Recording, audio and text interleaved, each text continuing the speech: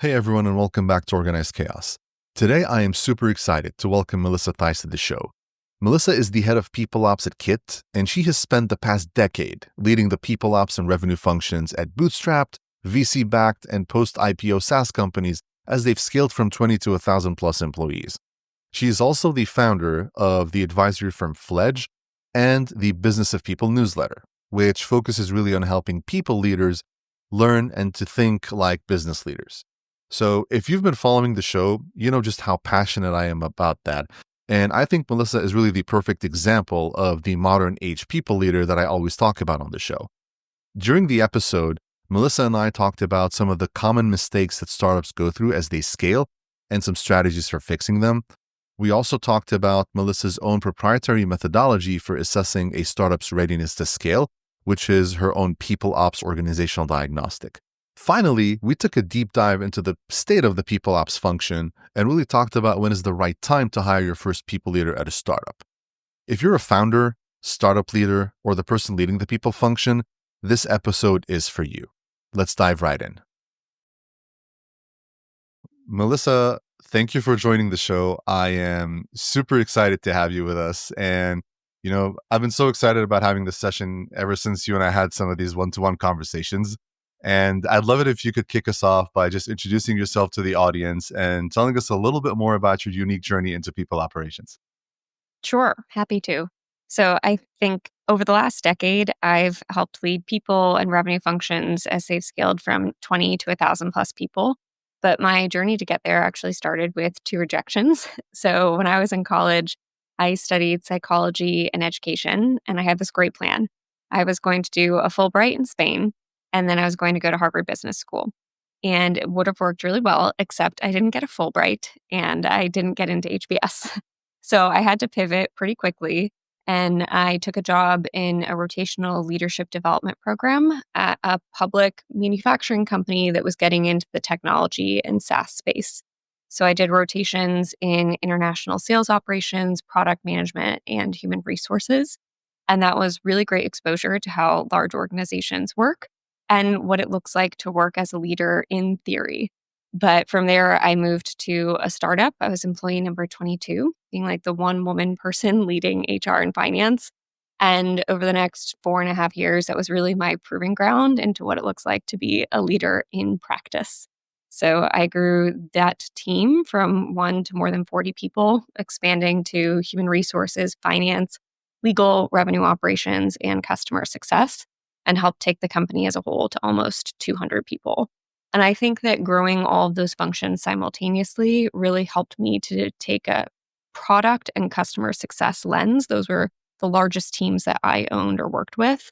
And then really think about how to apply that to the people space such that we were growing our people. One of our values was invest in people, but we were also using our team members' individual growth to help drive and grow the business. Wow, that's very interesting. And I see this a lot of times with people who are in the people function. They kind of just stumble into it, right? It's usually not a very conscious choice that we make to go into the function. Yeah. So that's really interesting. I see this so commonly between a lot of people professionals. But you mentioned something interesting, Melissa, that you have helped companies scale from 20 to 1,000 plus. That is pretty massive. I've been through some similar experiences. A lot of things happen. And there's a lot of peaks and valleys and, some great successes, but also some great failures that happen with companies that are scaling that quickly. From your experience, I would love it if you could probably walk us through some of the maybe most common mistakes that you see in startups that are scaling this quickly. And what are some of the things that you've done to help them avoid or overcome some of these common mistakes?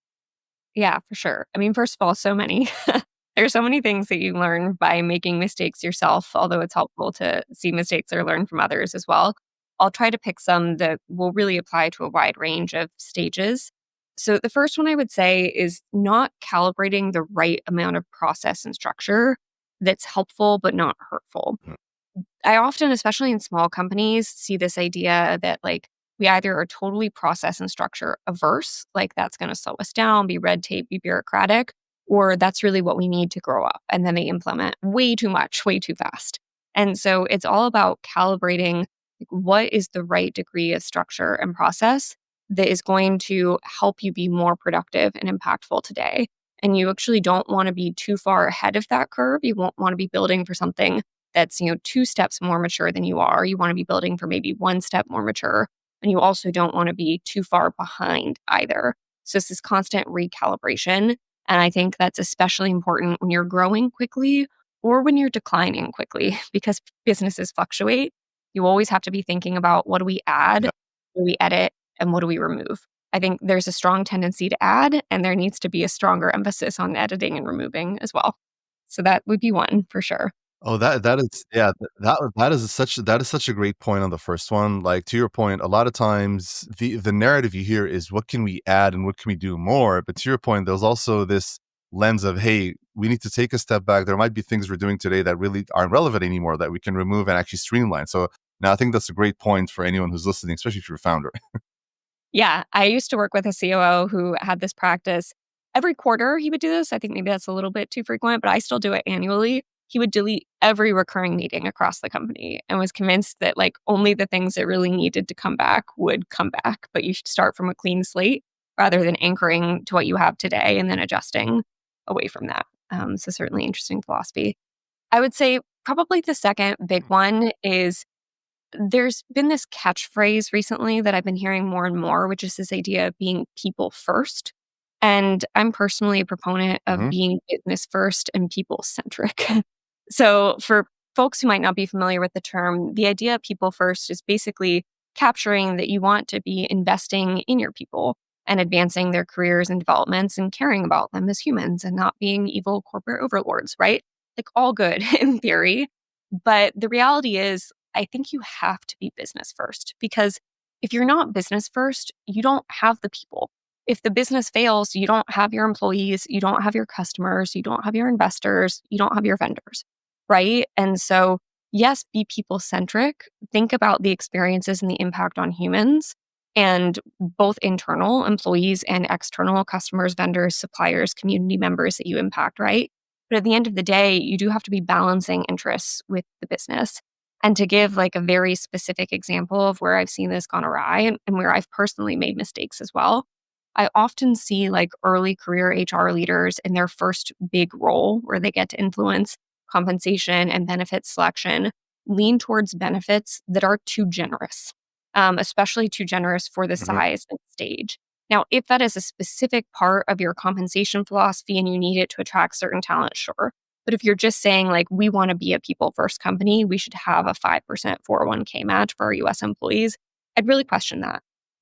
Because if you lock in a certain benefit that's especially generous and you can't maintain that as you scale, or it limits your cash runway Sustainability. or like free cash flow in the future when the business isn't doing well, like you've really put yourself in a tough spot, and your short term people first mentality might have actually harmed your people and the business as a whole in the long term. Yeah, that one, I think, if memory serves me right, this is probably the point you and I had sort of the biggest, like, I would say, connection on when we first Yeah. started talking about, is that, yeah, HR has this tendency to be, to your point, waving that people first flag. But of course, if you're not business first and you don't think from the lens of the business, you're actually not helping the people.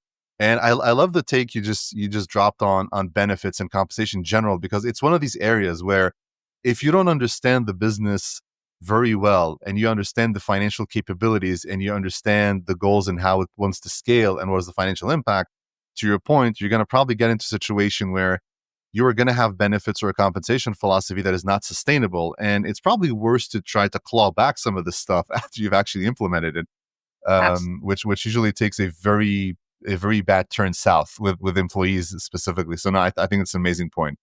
Um, so Melissa, talking specifically about some of these mistakes and all that kind of stuff, right? When we were having some previous conversations, you mentioned to me an interesting methodology that you have, right? Your People Operations Organizational Diagnostic. And I was really fascinated by your approach. And it's a very different and unique approach than what you see most people professionals doing when they are trying to evaluate a startup's readiness to scale.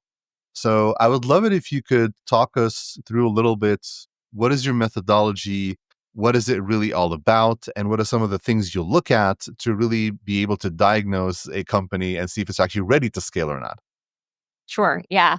So the origin story behind my People Ops Organizational Diagnostic is both in my full-time roles and in my consulting work. I started seeing more and more patterns. And I wanted to figure out how to capture that and how to evaluate that without like forgetting to look for certain things for a couple of weeks or a couple of months. So it's gradually evolved over time. It now covers 12 different areas. So two are really core business items. So strategic vision and product and service fundamentals you might not normally think of as within the domain of people operations, but heavily influences your decisions. And then the other 10 are much more That's the core. first thing I was going to say. Like, why are we talking about product and service? This is an HR kind Yep, of thing, right? absolutely. I mean, you have to understand like the value proposition of the product, like your ideal customer profile to figure out who you're appealing to, like who you need to be hiring. It actually is pretty relevant. But the other 10 are ones people are probably more familiar with. So things like talent acquisition, total rewards, talent development, like people operations excellence is a section. Like how do you do your administration? How do you run your own people operations function? And it has more than 130 different areas that I diagnose. I do try to both add and subtract as we were talking earlier, and it's filterable. So I'll filter it by stage of company if they're venture backed or by size of company or revenue if they're not. And it gives you a sense of like, okay, this is what we should really be looking at, what's applicable to us right now.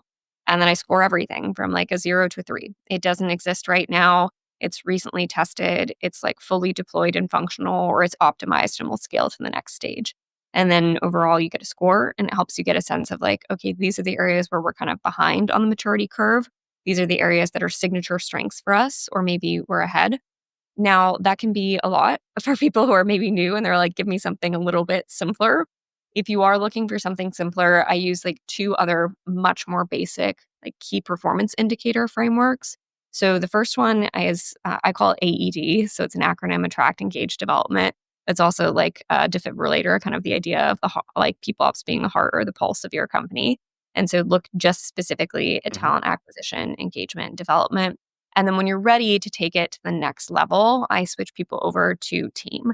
So it's the team philosophy, which is talent acquisition, engagement and culture, advancement and development, and then metrics that matter for the business. So that's where you start to kind of expand out to that business first approach to people work.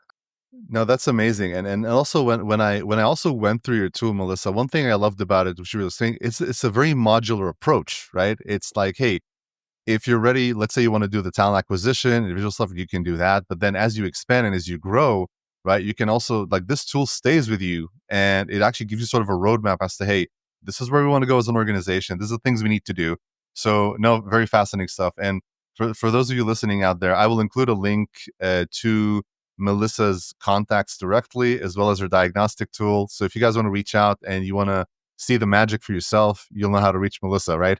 So but no, thanks for sharing that, Melissa. And so let's shift gears a little bit. And this is also a topic you and I have had a lot of mutual interest in and discussions about is really just the state of the people function overall in early stage startups. And you and I know this, that most early stage companies, the people function isn't the first thing that comes to mind when they're growing that, hey, this is something we need to double down on. It's mostly about product market fit, trying to find revenues. But I've seen a lot of statistics floating around on the web. One that really sticks to my mind that I've seen not too long ago is, Bamboo HR's 2023 State of Leadership Report. And they mentioned that a third of the Inc. 100 only have an HR professional on staff. And, the Inc. 100 are the pretty hyper growth companies out there. So one of the things that a lot of folks that I'm talking to, founders especially, is that, well, what is the right time for us to actually bring in a dedicated HR person? And there's different opinions on that and different things to look at. But from your experience and from your own, your specific opinion on the matter, when do you think is the right time for a startup to really make their first people hire? Yeah. So I'll first say a caveat to this. If you're in a highly regulated environment or an environment with a labor union where labor relations is very particular, you're in a different category. This advice will not apply to you. But if you're just like a growing startup or a small business or something like that, usually 30 to 50 employees is where I think it typically makes sense to invest in a full-time HR person. depending on if you're expecting to grow quickly, it often makes sense for that to be a head of people that is, poised to blend between strategic work and tactical or hands-on work. If you're expecting to really stay like in the 30 to 50 people for a while, you're not looking for someone to build infrastructure that is going to have to grow with you really quickly. An HR generalist or even sometimes an operations lead, someone who like my first role in a SaaS startup covered like HR and finance and some business operations can really make sense. No, I think that's a great point. I mean, a lot of times, like there is no one answer to this. To your point, it depends on your situation. I think you and I align very well on that because when you're scaling and you're growing so quickly and you're building that infrastructure, trying to build it without the right person in place could be actually detrimental to your scalability. And you're probably going to have to redo a lot of things as you grow, which actually slow you down and cost you more money. But of course, if you're in more of a stable state, very incremental in nature, you're not expecting this, hockey stick kind of growth, then yeah, probably to your point, fully agree there that a generalist could get the job done, or even in most cases, and given the technology capabilities today, if you don't have a lot of building early on, there isn't really full-time capacity need for an HR person, right? Or a people person. So it makes sense to tack it on to your point, another like operations role or any other role where it makes sense. So no, I think that's amazing. One other thing, Melissa, that I hear a lot about and I have a lot of conversations with founders about is the issue of trust between them and HR being valued as this core strategic function. And this isn't only something that founders think about a lot. It's something that goes on. It's a conversation that is always active in the people space, right? People leaders and people professionals talking about, hey, how can HR get a seat at the table? How can HR be taken more seriously? And how can we actually be respected enough to do our job properly? So basically, I'm one of those people that think that HR today in the startup world, they actually have a seat at the table, but it's really about what they do with that seat that counts. And from your perspective and your lens, and when you hear stories like this, why do you think that this is still a debate and we're still talking about how HR can have a seat and have an impact? And what is your advice to people leaders who are actually experiencing something like this? Yeah, I think the first things that come to mind, two are more specific to HR as a function, and two are how a leader in general might show up, but oftentimes impacts HR leaders. So the first two are this idea that you have to understand the business, right? You have to understand what the business goals are. You have to understand the financials. Like if you don't already know, learn how to read a profit and loss statement, learn how to read a balance sheet, learn how to read a cash flow statement, right? Like those are the fundamental things that are driving so many decisions behind every organization. If you can't speak that language, it's a huge barrier to you being respected. And honestly, a little bit of a controversial take, it should be. Like if you can't contribute to those To my conversations, ears. what are you doing there? I don't, like you have to be able to approach it through that lens to do a good service to the business, but particularly in terms of like stakeholder management and influence. Like you're just going to be so much more effective once you can figure out how to position your arguments appropriately. The second thing is I see so many people functions get stuck in the role of like service positions or almost like ticket takers, extremely reactive. They're waiting for the next inbound employee relations issue. They're waiting for the next one-off access request. And they're just like on this constant treadmill of trying to do whatever the latest ask is.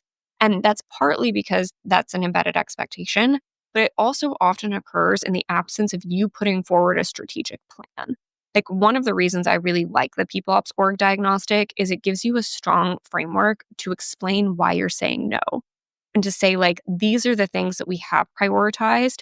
Here's why it made sense to prioritize this even over that. Like, I'll use that phrase or framework even over all the time and say, like, yes, I hear you. These points are valid, but it's in our backlog, like use some product terminology. It's not saying that it's not a good idea or a valid piece of feedback. It's just saying through the prioritization framework we used, it didn't rise to the top this quarter.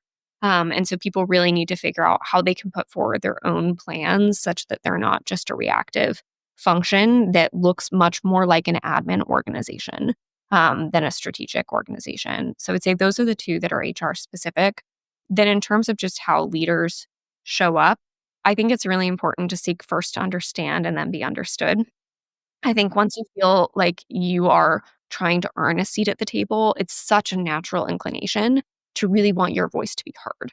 Like, I only have 5 minutes. I need to get my opinion out there. But I really think you're going to be more effective, even if you only have 5 minutes, asking questions and showing that you're going to seek first to understand and then show up as a thought partner in other rooms. And then the second one is like negotiating or learning to negotiate based on interests, not positions. I oftentimes see folks in the HR domain who say, like, this is what I want to do, and this is how I want to do it. Like, I want to run the performance review process this way. I want to do compensation this way. And then they're getting pushback on like very granular tactical things, right? And it becomes this argument about my position versus your position. And instead of it's like, here's what I'm trying to accomplish. What are you trying to accomplish? What are our mutual interests? What do we agree on first? Then it's easier to find a position that will solve both of your interests. And so I think those are four shifts, some at a broader organization level, some at a more personal level, that can really help HR like advance and not have this be a conversation anymore 25 years from now. Yeah, no, I think that's such a great take. And for all HR people who are listening to this, this is $1 million advice because tying everything you just said together, right? It starts with the business, understanding the business. Like, yeah, if you don't know how to read a financial statement and cash flow statements, you're already on the back foot. So do that first. That also, like, something that I think I've seen with successful people leaders is that understanding the business actually tells them a lot of information about what the business actually is trying to do. And then when they develop an HR strategy, it aligns so seamlessly that that whole point you were mentioning, that I'm trying to get a seat at the table, that no longer is something you're trying to actually push for because it naturally happens because you are aligning yourself to that business so seamlessly. It's like a hand in glove fit. And then leaders will actually start listening to you. And I agree with what you're saying, that it's not something you need to push and force, but it's something that actually happens naturally and organically if you're approaching it from the business perspective in the beginning, which I think totally makes sense. And yeah, the ticket taker thing you mentioned, oh, that gave me a little cringe there for sure. Either way. Right.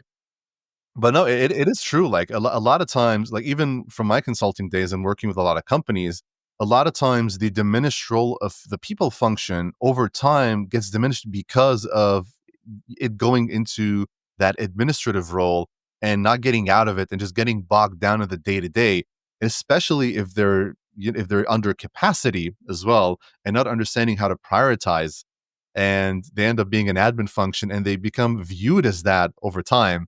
As you have more leaders in the organization, even with leadership changes and so forth, it just becomes that, hey, that's what the HR function does in this organization, right? So no, definitely some amazing takes there. And Melissa, I think yes, I go ahead. would say that don't do admin work or argue that it shouldn't be in the function. It should be in the function. It's part of the Yep, function, but figure out how to do it intelligently. Like, I recently joined a new organization and I looked at how we onboard and offboard employees, and I tried doing one for myself. It took me almost 3 hours to give them access to all of the various apps and remove their access.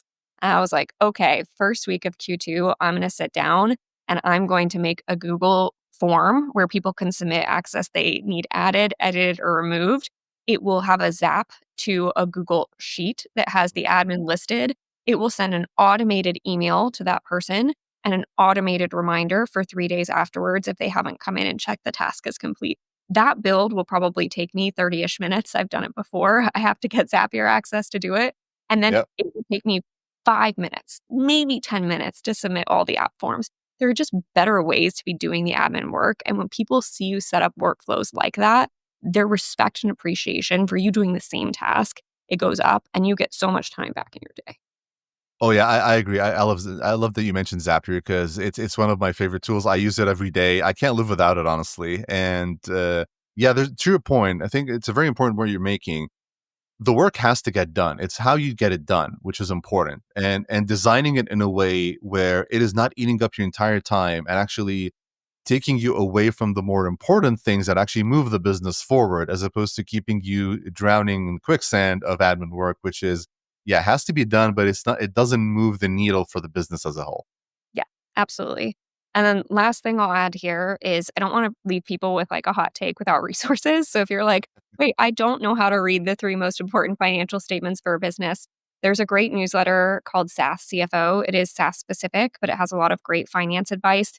if you're not in the SaaS space, there are other wonderful free finance newsletters that you can subscribe to that are weekly to monthly that'll help you start seeing how to understand this. I do collaborations with other people who write those. If you subscribe to my newsletter, it'll suggest some finance newsletters. And then if you happen to have a generous like learning and development budget available, I would definitely, the course I took that was most helpful is called HBX Core Credentials of Readiness. It's a Harvard Business School class that does economics for managers and accounting course and one other thing. But there are all sorts of things like that on Coursera that are modularized that are at a range of price points. And it is an investment, but I think it's an investment that will get a really, really good return for your career. Yeah, I fully agree with that. And thank you for sharing the resources. And of course, I will be sharing all that stuff, links to your newsletter. Again, I'm also on Melissa's newsletter, a lot of informative stuff, and I love reading it every time she sends it. So I will link to that, of course, as well in the show notes. But no, this is all excellent stuff, really. And again, it's all about learning and trying to learn more about the business, how it works, and just the fundamentals, because these are transferable skills, regardless of the industry you're in, right? Like you and I work a lot in the startup space, the SaaS space, and all that. But these fundamentals, you can take them with you anywhere. If you go to any industry, they still apply. The financial principles apply. Business fundamentals are still the same. And a lot of the people stuff you do also is transferable from industry to industry. So I think it's an advantage when you have all those things. Yeah, completely agree. Amazing. Well, Melissa, this was great. Thank you for all of the great insights that you gave me as well as the audience here. And we look forward to having you on future episodes in the future. And again, for all of you guys who are interested in connecting with Melissa, I will include her LinkedIn profile in the show notes, links to her newsletter, the diagnostic tool that we talked about, and pretty much everything you need that if you want to learn from Melissa, reach out to Melissa, talk to Melissa, you have everything you need over there. So thanks, everyone. And Melissa, enjoy the rest of your week. Absolutely. Thank you for having me.